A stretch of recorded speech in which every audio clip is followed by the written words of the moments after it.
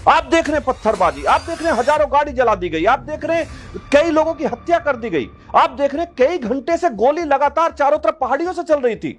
बड़े ध्यान से कान खोल के सुन ले लोग कि यात्रा, धार्मिक यात्रा, शिव की यात्रा, मां की यात्रा, कृष्ण यात्रा, राम यात्रा रुकने वाली नहीं है। हिंदुस्तान में यात्रा निकलेंगी, इसी तरीके से निकलेंगी। यात्रा तो नूह में भी निकलेगी और दूसरी जगह भी निकलेगी। यात्रा कोई नहीं रुक पाएगा। ये वही मंदिर है जहां स्वयं कृष्ण भगवान पहुंचे थे। दोस्तों, हरिओम तत्सत। उम्मीद करता हूं आप सब ठीक होंगे। आज पिछले कई दिनों से हरियाणा का मामला आप देख ही रहे हैं। हरियाणा का मामला किस तरीके से चल रहा है। बहुत नेता उस पर टिप्पणी भी कर रहे हैं। अखिलेश यादव जी ने भी अभी टिप्पणी की, मैंने वो भी देखा। अखिलेश यादव जी भूल गए कि आपके राज में किस तरीके का आतंक मुजफ्फरनगर में उतरा था, किस तरीके का आतंक आगरा में, किस तरीके का आतंक मुरादाबाद में, कांठ में, बिसरख में। कई सौ दंगे आपके कार्यकाल में हुए थे। हरियाणा का दंगा आप भी जानते हैं कि किस तरीके का प्रायोजित दंगा है। विरोधियों ने किस तरीके से उसे बनाने की कोशिश की। सरकार पहले दिन से इसे लेकर सचेत थी। मुझे लगता है कि ये लोग ये समझ नहीं पा रहे आखिर हो क्या रहा है। विषय सीधा है, बढ़ती हुई एक वर्ग की आबादी। जिस तरीके से आबादी बढ़ती जा रही है उस तरीके से हिंदुओं को टारगेट करते जा रहे हैं। यह यात्रा कोई नई नहीं थी, सैकड़ों साल से निकलती हुई यात्रा। बीएचपी द्वारा जो यात्रा निकाली जा रही है, आप समझ रहे हैं कि उसका कितना महत्व है कि इस मंदिर से यह यात्रा निकाली जाती है। यह वही मंदिर है जहां स्वयं कृष्ण भगवान पहुंचे थे, जहां स्वयं कृष्ण भगवान ने जाकर कौरवों और पांडवों की संधि का प्रयास किया था। जहां नलेश्वर नाम मंदिर का कैसे पड़ा यह भी आप जानते होंगे कि कृष्ण जी ने वहां पैर मारकर पानी निकालने का काम किया था, इसलिए इस मंदिर का नाम भी नलेश्वर मंदिर पड़ा था।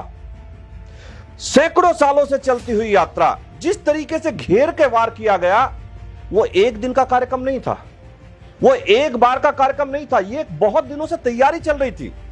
मैं हमेशा बोलता हूं कि जिस तरीके से एक वर्ग की जनसंख्या बढ़ती जा रही है, ये लोग किस तरीके से देश में आतंक फैलाना चाहते हैं। आप देख रहे हैं पत्थरबाजी, आप देख रहे हैं हजारों गाड़ी जला दी गई, आप देख रहे हैं कई लोगों की हत्या कर दी गई, आप देख रहे हैं कई घंटे से गोली लगातार चारों तरफ पहाड़ियों से चल रही थी। किस तरीके से पहाड़ियों से टारगेट करके आई थिंक AK-47 से गोलियां चलाई जा रही थी। आप देख रहे हैं कि जरा जरा से बच्चे जो हाथ में पत्थर लिए कभी जो जम्मू कश्मीर में किया करते थे वो भाग रहे थे। वो चलते फिरते बच्चे नहीं, चलते फिरते बम ब्लास्ट हैं। वो आने वाले समय में वो बम बनकर काम करेंगे। मैं आप लोगों से कहना चाहता हूं कि इस पर ध्यान दीजिए। रही बात यात्रा की, यात्रा रोकी, यात्रा को रोकने का प्रयास किया गया। यह नया काम नहीं, हरियाणा में नहीं है, बंगाल में देख लीजिए। बंगाल में जब भी मां की यात्रा निकलती है उसमें पथराव होता है। आपने देखा होगा अभी देश में अनेकों जगह, चाहे बिहार हो चाहे राजस्थान हो, जगह जगह जहां यात्रा निकली उन यात्राओं को रोकने का एक भरसक प्रयास किया गया। जिस तरीके से बरेली में कांवड़ यात्रा पर पथराव करने की कोशिश की, सरकार का कदम प्रशंसनीय था, प्रशंसा योग्य था। सरकार ने रोका, मुंह तोड़ जवाब दिया। लेकिन ये जानकारी के लिए बता रहे हैं कि पूरे हिंदुस्तान में इसी तरीके से जवाब दिया जाएगा यात्रा रोकने की अगर कोशिश की गई तो। मैं आप लोगों से कहना चाहता हूं, अमरनाथ यात्रा देख लीजिए। अमरनाथ यात्रा जब जब निकलती है तब तक आतंकवाद का साया वहां आता है।